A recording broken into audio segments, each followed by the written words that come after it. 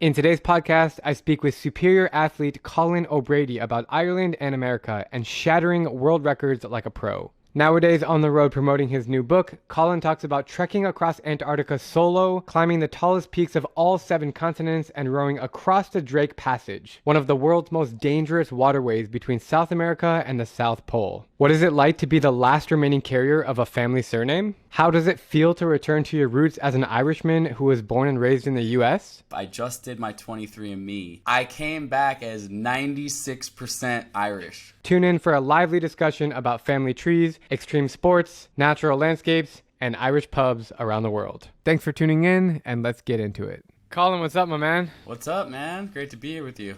Where are you right now? I'm in New York City. My book is coming out this week, so in New York doing a bunch of press, rambling around the world like you always are. Congrats, man, and we'll get into the book in a little bit, but that's awesome. I'm coming to you live from Prague. It's perfect weather outside, kind of the home base for summer, so it's really nice. That's awesome, man. I love Prague. That's such a great place. I ran into a woman walking a mountain lion on the street last time I was in Prague, so that was that always sticks with me. She was like, yeah, it's my pet mountain lion. I was like, what? Like, that was crazy. I've seen a lot of shit here. I've spent about a year of my life in Prague, but I've never seen any mountain lions. Usually you don't want to see them, man. If you see them in the wilderness, that means that you're in for some trouble. But this woman, I guess, domesticated. It was crazy. It was like 100 pounds. She was like walking it down the street. It was wild. I walk my 15-pound pug every morning. My wife and I brought him to Prague, so that's been kind of nice. But if I see a mountain lion, I'm running the opposite direction. Definitely go the other direction, for sure. Let's dive in. So, first of all, you can't hide your identity because you're an O'Brady. Anything with O apostrophe just screams Ireland. So tell me a little bit about your family background and how you connect with Ireland. Yeah, it's funny. So my last name, although it does have deep Irish roots, is actually made up. And what I mean by made up is, so my dad's last name is O'Connor, and my mom's last name is Brady. So both deep Irish Catholic roots on both sides. But they're a bunch of hippies. So when I was born in Olympia, Washington, at home on a futon with 30 hippies that my mom invited over to like hang out on this hippie commune that I was living on. And so it's a very untraditional way to come into the world. They played Bob Marley Redemption song throughout my entire birth. And then they didn't want to do hyphenated names. They thought it was like passe for the woman to take the man's name, etc. So what they came up with was, let's just mash them together. So I'm O'Brady. They didn't change their names to O'Brady. So my mom's last name's Brady. My dad's last name's still O'Connor. And I have sisters who were O'Bradys, but they've now married and changed their names in the more traditional context. So I'm the last remaining O'Brady. My wife didn't take my last name. So in my whole family, there's no other O'Bradys at all. But it wasn't like 2 random names of different ethnicities. So it was Irish Catholic on both sides, from the Midwest. So my mom grew up in a suburb of Chicago, and my grandma was born there. My great-grandparents also in the Chicago area, south side of Chicago, Irish Catholic. So big Irish family. And then the same is true on my dad's side. Kind of Irish Catholic family from the Detroit area.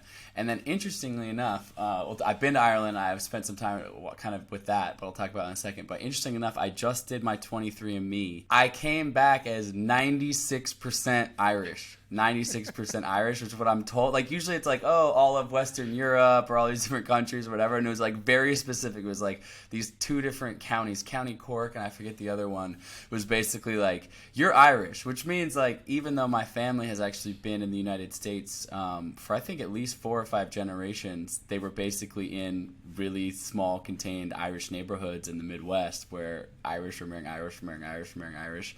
And so barely anyone slipped through the cracks in my entire lineage there. It's crazy, man. I'm surprised to see that.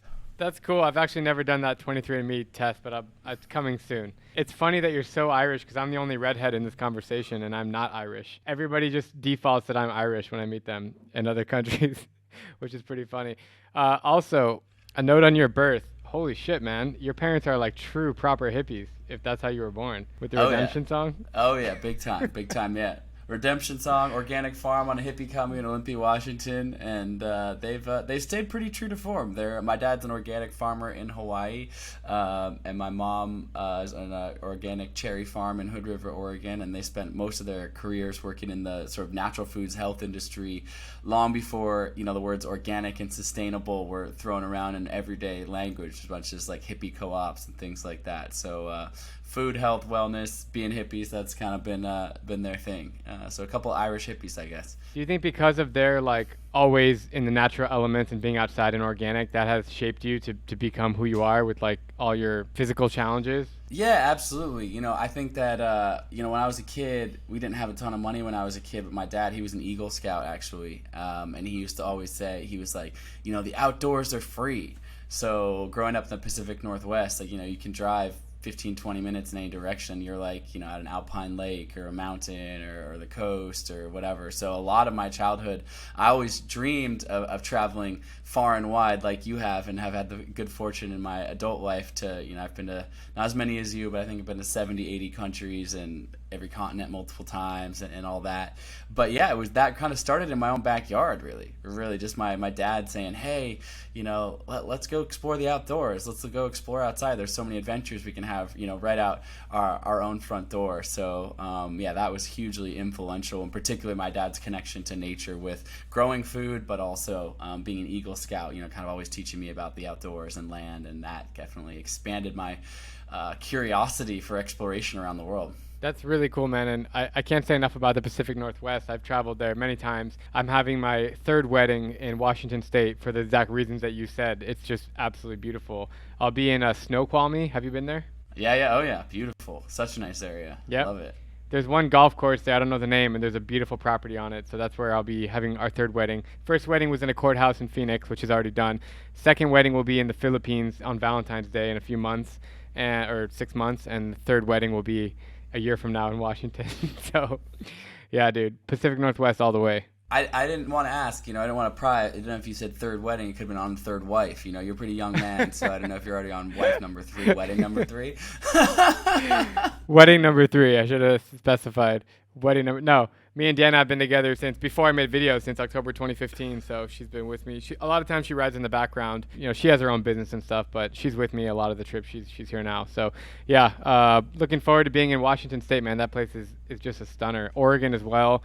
You probably spent a lot of time in Oregon. I was actually there with Lee, for everyone listening. He's a mutual friend. He's actually one of my best friends. And as I understand, you met him in Svalbard? Yeah, so Lee Abamonte, legend. So when I was doing my first big world record project, which was in 2016, I attempted and I was successful to become the fastest to complete what's known as the Explorer's Grand Slam. So that's to climb the tallest mountain on each of the 7 continents, as well as complete expeditions to both the North Pole and the South Pole.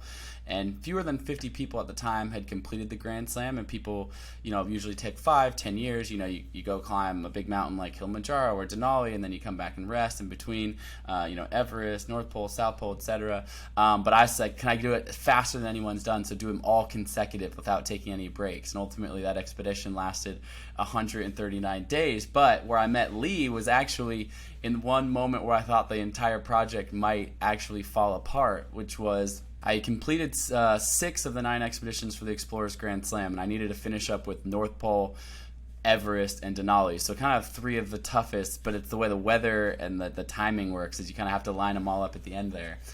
And the North Pole season is basically the same season as Everest. For those that don't know, Everest traditionally takes like 6 to 8 weeks to climb. You can only really climb it right in the middle of May, which is called the pre-monsoon, right before the monsoon rains come, wind, snow in this case of Everest, come to that region. And the North Pole is the same thing. The logistics on the North Pole, like talk about, you've done some of the craziest traveling of anyone I know, but logistics to get to and from the North Pole are insane. Have you been to the North Pole? Have you done North Pole? I have not been to the North Pole. I have not. Bucket list yet? Bucket list. Okay. Yeah. Okay. I'm sure you will. But so the North Pole, to trek there, because I needed to still cross the last degree of latitude, is you have to get dropped off on the sea ice. So the only way to do that is you fly to this little town in Svalbard. So there's a town called Longyearbyen, which is an island chain kind of partially owned by Russia and Norway. It's sort of disputed, sort of whose land it is, I guess. Not disputed, but it's sort of like unclear, non-autonomous, I guess. And then from there, I was supposed to only be there for a day or two, and I'm supposed to hop on this cargo plane that lands on an ice-built runway on the sea ice. Literally, the Russians, they chuck a bunch of like farm equipment and bulldozers like out of a cargo plane with parachutes. It land them on the ice. People parachute out, and then they build an ice runway, and then people can land. Then of course it melts, as the season goes on. They do that every year, which is crazy for like science and a little bit of tourism, I guess, exploration and stuff. And the ice runway that year cracked in half. Like, I'd done building it, and then it cracked in half, and it takes a long time to build.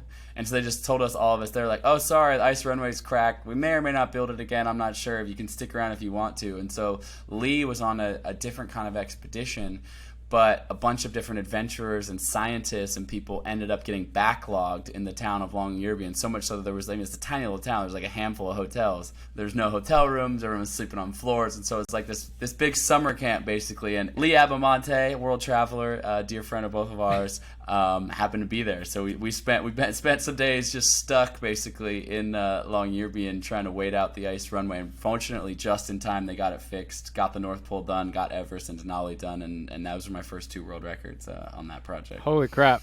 There's so much to unpack, and we don't have so much time. But first of all, Lee's a great dude. I've been on many trips with him. He's awesome. And he told me the story of how he met you, and you guys spent a bunch of time in those bars or the restaurants. I know Longyearbyen well. I've spent a week there, so it's a cool place. Svalbard, that's like the one bar. We spent a lot of time in Svalbard. Yeah, Svalbard, exactly. Northernmost bar in the world. When I said a bunch of bars, I actually was referring to that one strip where there's like a pizza place and all that stuff. That's what I meant by a bunch of bars. 139 days? Is that what you said?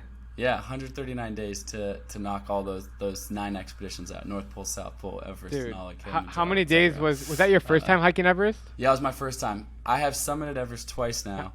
So I went back last year and summited. I read about this a little bit in the new book, The 12-Hour Walk. But I went back and summited with my wife, actually, which was really cool. So we got to experience that together. She's supported all my adventures, all my crazy expeditions, but hasn't necessarily been in the mix. And she set herself the goal of climbing Everest, so it was really exciting to get to the top of the world together. That's awesome, man. And just a side note, I just want to, we haven't connected ever in person. We've been friends on social media for a while, but I just want to give you props that, like, when you're on these adventures, they're so engaging, dude. When you walk across Antarctica unassisted, like, you're able to update with satellite phones, and it's so cool. Like, I don't follow anyone, or I've never heard of anyone able to give updates, like real life updates, and like long, like, paragraphs and paragraphs of how the days went, and when you were hiking K2, and when you were rowing across the Atlantic. Drake Passage. Oh, Drake Passage. Sorry, Drake Passage. Yeah. The reason I said Atlantic is because I recently met these 3 girls in Antigua who rowed unassisted over like 3 weeks from Cape Verde to Antigua. I'm sure you've heard of that race before. Yeah, they call that the Talisker Ocean Wussy race. They row from somewhere in the Canary Islands all the way to Antigua or something like that across the Atlantic, which is pretty cool. But yeah, we did the Drake Passage, which was the most notorious rough stretch of ocean in the entire world, from southern tip of South America to Antarctica. But yeah, man, it's a wild row to get across there, no doubt. 40-foot swells. But it's always, for me, I'm always like, how can I update people live? How can I bring people into these adventures? I mean, you do such a good job of that in all your travels, but in some of these crazy remote places, I'll be honest, when I'm walking across Antarctica solo, it's like, do I really want to update everyone out there? But it's commitment to that, because I think sharing stories, sharing places from around the world, it lights up people's imagination. And so thank you for the love, man. It's, as you know, getting the camera out sometimes when you're in these places is tough, but you're so good at that yourself, man, of being able to capture that and bring people into those environments. So mad props right back at you. Thanks, man. Appreciate it. It is a lot of fun to share stories, and not only for myself to experience it, but to share it with millions of people, and also to look back on it when I'm older. So that's something I definitely plan to keep on doing. Let's go back a little bit to cultural identity. So how many times have you been to Ireland? And when you went to Ireland, did you have any moments where you felt like, whoa, like these are where my ancestors are from? Did you have any connection to that land? Yeah, I mean, it was really amazing. I've actually only been there one time. Spent a few weeks there. Was really always looking forward to go. I'd love to go back and go even deeper. My wife, she ran the Dingle Marathon actually, so we did a kind of a whole trip through there. But that was sort of the culmination. It was kind of an excuse to go there. We were living in Europe at the time, and she wanted to go run a marathon in a beautiful place. I wanted to go to Ireland, and so it kind of worked out. The Dingle Peninsula is beautiful, man. It's like it ends up being like, and it's exactly like a 26-mile loop, basically just out on one big loop on the coastline there. But we went through all these beautiful parts of Ireland. It was funny. I was like, it was twofold. I felt like definitely a connection to Ireland. Obviously, I've heard just all these like, I said, big Irish Catholic family, kind of American Irish, but like proud Irish. Like we're Irish. Yeah. Definitely, particularly my grandparents and that generation, but even all the way through to my generation, my cousins and everything, I think we feel a connection to that. The thing is that someone kind of made fun of me, maybe this is maybe a little bit shy, but an Irish person made fun of me like early in the trip. They were like, "Oh, O'Brady, let me guess, you're one of those Americans that's gonna come here and knock on a bunch of people's doors and like tell us that you're my 19th cousin or something like that." And so I was like, in the back of my mind, I was like, yeah, I kind of was gonna do that, but now I feel like I shouldn't. I did, my let's see, it's I guess my great aunt, named Loretta, has done a bunch of this cultural heritage throughout our life, and so there's this kind of like family trees that we've like are hanging up in my grandparents' house, to see like when family came over. So yeah, it was really cool. Went back to, didn't find any like the grave sites or anything like that, but they said, oh, go to this town, go to this little village and stuff like that. It's just interesting to like walk around there. I think as Americans, obviously somewhat of a melting pot, obviously of lots of cultures, but particularly Western European cultures a lot, clearly. Yeah, I think it's fascinating, man. I think it's fascinating to think about, where I came from, and what kind of pushed people in my family to move to the United States eventually. And it's interesting, over time you can lose touch with that, but there's certainly a deep, and like I said, particularly an American kind of version of Irish heritage. But obviously there's a huge migration from Ireland to the United States for economic reasons in the 1800s and 1900s. But I think the thing that was the most fascinating to me, man, was this 23andMe, to realize that I think at least of now, and I know this is not entirely true, but the U.S., particularly the Western European cultures that came over, I think of them as like fully integrated. Obviously, we still have a lot of, Hispanic communities, African American communities, different communities of different, cultures, Filipino communities, etc. That seem, Chinese American cultures that seem pretty self-contained within the U.S. I don't think of that, and again, this is my ignorance in some regard. I don't think of the Western European cultures in that sense. Like, I don't think of like, oh, there's a big German contingent here and a big, Irish contingent. But really, historically, what I've come to realize is particularly Irish. I mean, Irish were considered kind of a lower class citizen in the United States for quite a long time. Hence why Irish lived kind of in these neighborhoods, and hence how I could be at this, in 2022, still be 96% Irish, even though no one in my family has lived in Ireland for, well over 100 years. And that's just because, Irish were kind of in communities. The Irish communities were just kind of intermixing with other Irish communities. And that's fascinating to me. That's really fascinating to me because my perspective on the U.S. is obviously a little bit different than that over time.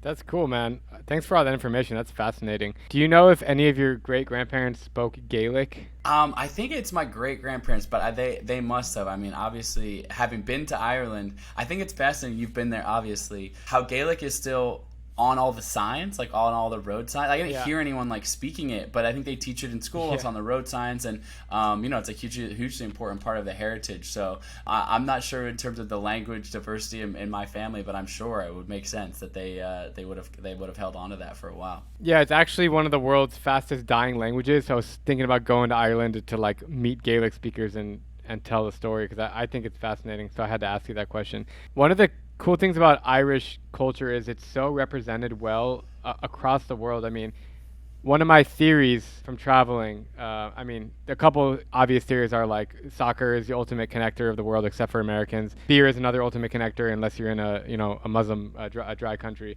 Irish pubs are literally everywhere. Like in Prague, there's like 7 of them. I think it's so cool that like Ireland has this like almost cult, not following. Like if you're Irish, but they're just everywhere, and you can't go to any big city in the world that doesn't have an Irish pub. That's more of a comment than a question, but that must make you feel kind of proud. It is true. I mean, that has proliferated everywhere. And then even, one step further, I don't know how widely St. Patrick's Day is celebrated around the world, but particularly, I mean, that's like a pretty big holiday. And, it's not like a holiday where you get the day off work, but like, there's parades, and then it's like, Ireland, like it's like definitely, there's definitely a lot of people that are hardcore Irish, as well as people who are willing to jump on the Irish bandwagon to go have a pint at the pub. So, there's some fun in there. Yeah, dude. Ireland's so much fun just going to the bars, hopping around, drinking some Guinness, and yeah, it's definitely called a pint. That's how they always say, hey, you want to have a pint? I love it. I haven't thought about Ireland this deeply in a long time, and now I really, really, really want to go back, especially because of the Gaelic video that I was thinking. So I think you've now convinced me. That's a good idea. I love it. Tell me, out of all the crazy feats that you've accomplished, which I will list them out in the introduction to this podcast, so people will be briefed already. What are the 3 that you're most proud of, and what are the 3 that you're most looking forward to, if you already have 3 planned? The solo crossing of Antarctica certainly stays up there as one of my proudest for sure. It just took every ounce of my determination, survival skills, fitness, mindset, etc. to make it to the other side. 54 days alone, pulling a 375-pound sled with all my food and supplies across Antarctica was definitely a big push, to say the least. That definitely is up there. The Drake Passage row, which we mentioned, which is the first team of people to ever row a boat across the Drake Passage, kind of widely considered the most dangerous ocean crossing in the world. So to be out there in 40-foot swells, and that was really intense. And then one, it's funny, this one doesn't get that much shine. Like it's not as sort of headline catching as my multiple climbs of, Everest or K2 in winter attempt and things like that. But one that I'm personally proud of is a world record that I set. It's called the 50 High Points. So it was climb the tallest peak in each of the 50 U.S. states faster than anyone had ever done that. So I did all 50 in 21 days, so multiple mountains per day, etc. And look, on the east coast of the United States, like there's not big mountains. Like in Florida, the highest peak is it's like a little grassy hill. It's like 340 feet above sea level, called Britton Hill. But of course, in the west, you've got Denali, you've got these big mountains. But it was a cool way for, speaking about kind of exploring culture, the U.S. is so regionally and culturally diverse. And each little pocket had its own. And I invited people. I did this thing on my social media at the time I called the Forrest Gump effect, where I said to anyone, hey, you can come, I'm going to be at this mountain, I'm going to be at this trailhead at this time. I was like following in real time, and people from all around the country would show up, like, random, like, oh, this is my mountain in Arkansas. Like a family of people would come climb with me, or 50 kids showed up in Virginia, or whatever that is. So I was pushing, but it was also a really cool way to interact with people from different smaller communities and things like that around the United States. In terms of what I got coming next, I actually, to be honest, haven't planned my next big expedition in front of me.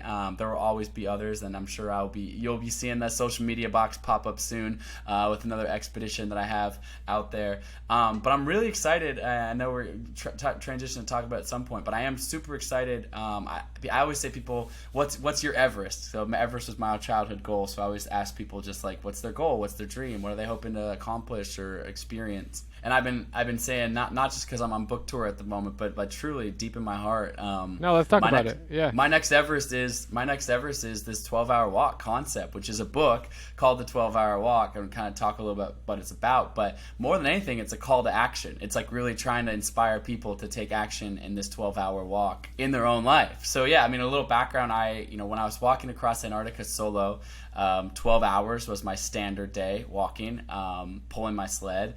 And I deleted all my music, all my podcasts when I was making that crossing. And there's I wrote a whole other book about that called The Impossible First, a New York Times bestseller. It came out a couple years ago. So that gives all the details of that expedition. But the 12 hours was kind of the fundamental keystone to that, because I was going to run out of food and fuel otherwise. And as my body got weaker, as my hips and ribs were sticking out, I was so beat down, I was so low on food. What crazy happened was my mind actually got stronger and stronger. My mind kind of forgot my body's weakness, and that's really what carried me. And so when I got to the other side, I felt like I had this incredibly, incredibly strong mindset. that I could kind of take with me, just strength and not just perseverance, but kind of all the important things of life, like filled with purpose and joy and fulfillment and connection to family and my wife, and just like really kind of pure in mind, body, and soul. And I was able to take that with me and carry that with me for many years. But then spring of 2020 hits, and we all remember spring of 2020, you know, COVID lockdown, everything, you know, everything completely shut down. Gosh, for a guy like you that travels the world, that's like a massive shift. But, you know, for me, I had expeditions on the horizon. I had book tour. You know, I had things going on in my life that were really impacted. But more than anything, the world's getting impacted, right? You're getting just the news is people are dying. What about, you know, worried about my grandparents, worried about the people that are vulnerable populations, borders are closing, kind of just this really disruptive time. Obviously, we all experienced it. And I found myself in a really dark headspace. I found myself just in this deep, deep, dark headspace in my mind. I was on the Oregon coast, kind of trapped in my house like everyone else. And my wife looks at me. She's like, you know, you haven't changed out of your pajamas in like 3 days. Like, you know, like you don't seem like you're doing well. And she was right. And so I said, you know, the last time I felt really good was when I was walking for 12 hours a day crossing Antarctica. And so tomorrow morning I'm going to go for a 12-hour walk. And so I literally walked out our front door on the Oregon coast, put my phone on airplane mode, and walked alone in silence for 12 hours. And when I got back, I walk in the front door. My wife says, "You're back."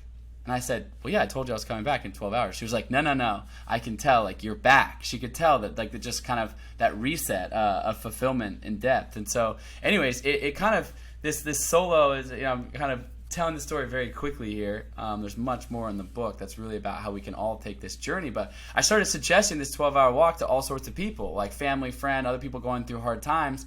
And a lot of people took me up on it. I said, look, it doesn't matter if you walk for 1 mile or 50 miles. You know, it doesn't matter if you, you know, take breaks, etc. It's not like an endurance challenge. It's just a challenge to be alone by yourself in your thoughts, exploring, you know, what's right out your front door. And now my goal is to inspire 10 million people to take the 12-hour walk. Already so many people have taken it. You can sign up on my website, 12hourwalk.com. It's completely free, obviously, but just the accountability to doing this thing, which is really powerful. And it's simple, but it's all about the mind. It's all about, you know, I believe the book really goes through. The book is, if you love adventure, the book is great. It goes through all these adventures. It's rich storytelling, but told through the lens of how we can overcome these limiting beliefs, how we can unlock our best life. And even if you're, you know, inspired by travel and the things that Drew does, you know, the book also goes through how Jenna and I had these huge dreams, these huge goals, and had no money, no idea how to figure out how to do it. And it kind of goes through the process of taking that dream and how we all can take these dreams and turn them into reality, and not just sit there in our house and go, oh, I don't have enough money, I don't have enough time, I don't know what to do, I'm not strong enough, I wish I could travel, but I'm just going to watch Drew's Instagram because that's the only way that, you know, I can really travel. It's like, well, no, like there are ways to kind of overcome some of those limiting beliefs.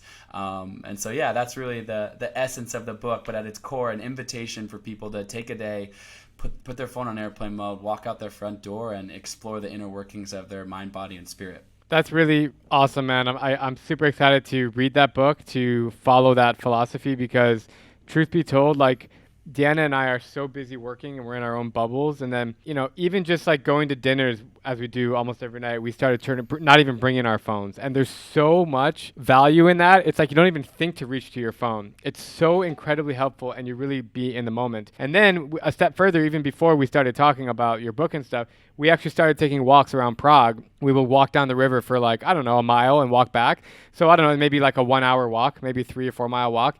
But you come back and feeling like you're on a clean slate. Like you're not thinking about, not looking at all these texts, and your phone's not vibrating. Because even if you have your phone in your pocket and it's still vibrating, it's annoying. You're thinking about work. You're thinking about what you got to do next. So it is so beneficial, and just to be level-headed and clear-minded to walk. Now, I haven't really done 12-hour walks.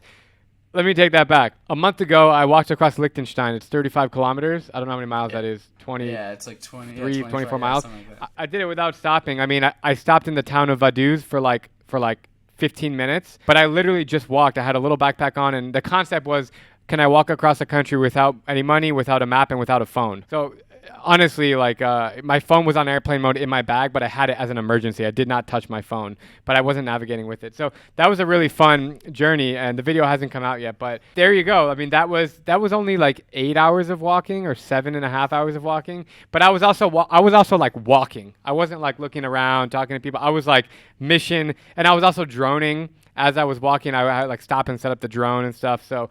But dude, 12 hours of walking. It's almost like 12 hours of just taking time off from the world, and walking is a great way to do it. That's kind of how I look at your concept. You know, you don't have to be that physically fit to walk, but you could also take breaks if you need it. It doesn't have to be the most challenging thing in the world. You don't have to walk up a mountain for 12 hours. But dude, I love that concept. I'm going to preach that. I'll post about it. And hopefully, you know, you're already a #1 New York Times bestseller. So what do they call it? Like #1 times two? Yeah. No, but you spot on. Spot on, man. I mean, it really is, as you said. You know, walking is a great, way to explore, way to move your body, way to light up your mind. But as you said, it really is this. People say, "Oh, I have to train for that," and it's like, no, I don't care if you go for 1 mile or 50. It really is about taking that time, that reset in the mind, body, and it's not to vilify social media or technology. Obviously, I love that. I use it. The fact that we can be having this conversation right now is incredible technology, right? It's not to vilify that, but it's also to say there is a time and the place to just take that break, to take that reset, and to reset yourself creatively, right? Like, so you can build into the next projects. You can come back, like you said, with that clean slate. But dude, walking across Liechtenstein, I didn't know you did that. I can't wait to check out that video on your channel, because that sounds amazing, man. That sounds dope. I love it. For me personally, saying that I've walked across the country is cool. I mean, you've walked across a continent and you've done all this other shit, North Pole, South Pole. But no, I mean, hey, we can sit here all day and compare and contrast, but I think I'm really impressed by what you've been able to accomplish, and looking forward to meeting in person. And Colin, if you could say one message to every single person in the world right now, what would you tell them? Look within. The peace and the happiness is from within, and then reverberate that out to all your friends, your neighbor, and your community. I love that. I feel like that's something that I would hear like at the end of a yoga class, and then they would give you like one words of wisdom at the end of the class. That's great. Do you do yoga, by the way? A little bit. Meditation has been a big part of my life, so yeah. Cool. Do you use Headspace or any of those, or you just do it? You just close your eyes and do it? I have used Headspace. Oftentimes I just close my eyes and do it, but I've done these sort of long meditation retreats that have kind of helped me, kind of learn those different basics. But meditation can come in any form. It's funny. Some people see it right off. Sometimes I call it meditation. We on a 12-hour walk alone in your thoughts is effectively a walking meditation of sorts. But you don't need to be a meditation guru to do it. You could just go for a walk. One more note on that real quick. Like when I was walking across Liechtenstein, I was measuring my distance by mountains, and it was crazy to look back and be like, holy shit, like I just walked past that mountain. Now I'm looking at that next mountain. I don't know how many miles away it is, but it's totally a meditation. I didn't listen to music the whole time. It was just so freaking cool. Colin, how can people find you on social media? Come follow along if you want to see the next expedition or look back on past ones at Colin O'Brady.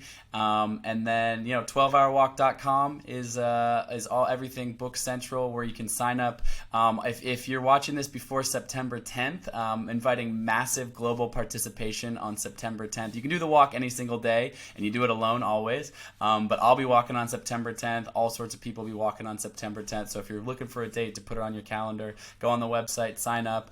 And out very soon will also be an app that helps you track it all. So at Colin O'Brady, 12hourwalk.com, at 12hourwalk on Instagram. Come say hello and take the walk. Awesome, man. This has been a great chat. Super inspiring. Thank you so much for your time, and look forward to walking and to catching up with you soon, bro. Likewise, man. Thank you so much for tuning in to this podcast episode. If you feel inspired by this conversation, please share it with somebody who would enjoy listening. And if you're here for the first time, make sure to subscribe on Apple Podcasts, Spotify, YouTube, or wherever else you get your podcasts. Also, don't forget to leave a review. Every week, I'm going to be looking through them and highlighting my favorite one. And with that all being said, I will see you guys next week.